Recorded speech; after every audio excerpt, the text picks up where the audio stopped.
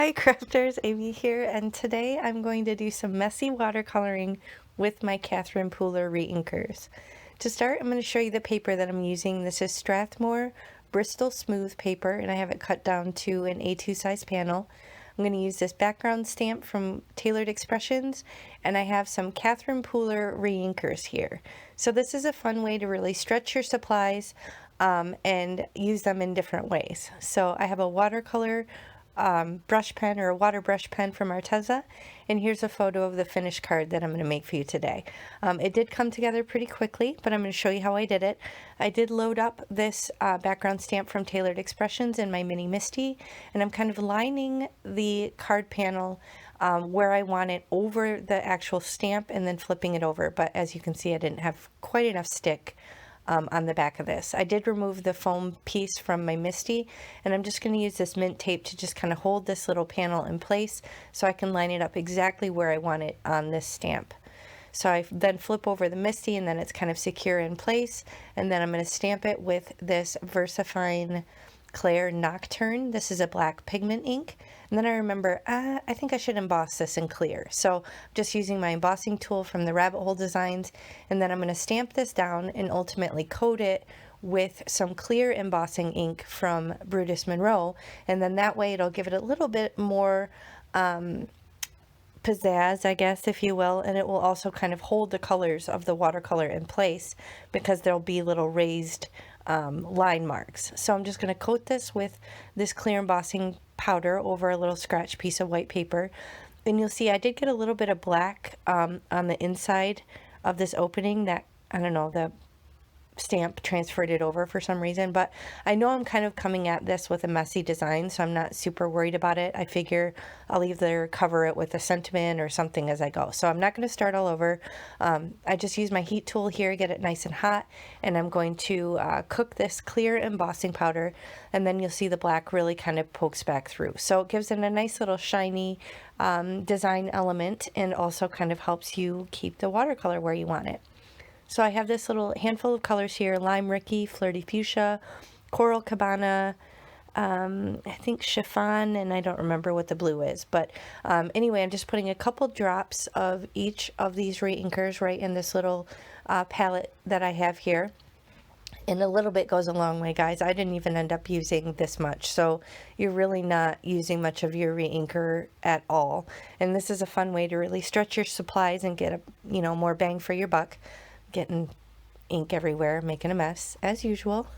So I'm using my stamp chamois to wipe that off, but I'm basically just going to put one little color in each well, and I know I'm not going to be very concise with the coloring, for one because that's not really my style, and for two because I just don't have the patience for it. So I do have kind of a fine tip on this Arteza water brush, so if I wanted to be concise I absolutely could, but I kind of like the whimsy look of the art on this stamp, so I think it's going to work well to just kind of be messy and quick with it. So I kind of squeeze a little bit of water into these different wells, and then I just start coloring. So I kind of pick different colors. This is actually, it looks really orange for some reason on the screen, but it's much more red looking. That's the Coral Cabana color. So I just kind of pick some flowers and try and keep the same color per type of flower throughout the design. And that's kind of how I decide to color it. So just kind of putting some coral down on the roses and whatever these other flowers are. I couldn't even begin to tell you what types they are, but I just kind of work through and messily color these little bits. So to start, I'm just going to speed it up here and go through the different colors and kind of pounce off and clean off my water brush as I go on this little piece of paper towel. But this is a really fun way to kind of color in a stamp like this. If you don't have a lot of patience or don't want to take the time with your markers or whatever, you can kind of get this fun whimsy look, and it really didn't take me that much time at all. So I'm kind of deliberately not filling in all the spaces, leaving little white bits, or kind of deliberately going outside the lines. Just because I want that look. So this is nice, rich, vibrant color. It's very, very pigmented and saturated because, it's the reinkers for your ink pads. So, it's going to be nice and vibrant. I'm coming in with this Flirty Fuchsia, which is fuchsia is like my favorite color. It's totally my signature color, so I had to include that into this little design. But just kind of figuring out which colors I want where. That's honestly probably the most challenging bit for me, is figuring what colors where. But other than that, it's super easy, and it's a fun way to use stamps like this. I've actually had this stamp in my stash for I don't even know how long, and I've never used it. So I don't know if it's still available, but if it is, I will link it below.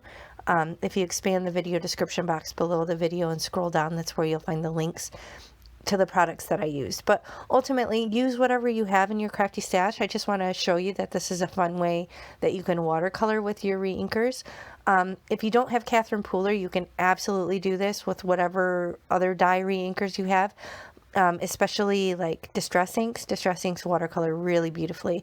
So there I was trying to make more of a muted green. It ended up a little bit too muddy, so I didn't end up using it. But I did ultimately mix that. Oh, it was Cummerbund. I did mix the Cummerbund with the Lime Ricky just to kind of get another little variation in green. Work through the colors here and kind of fill it out as I see fit. And then I will ultimately come in with some splatters. So that adds, again, to the messy look. And then also kind of helps me cover up that little bit of mistake in the middle. So I just put some of the re-inker right down on an acrylic block, and then use the brush tip of this water brush pen and flick right off the edge of this acrylic block and put a couple of the different colors all over the panel.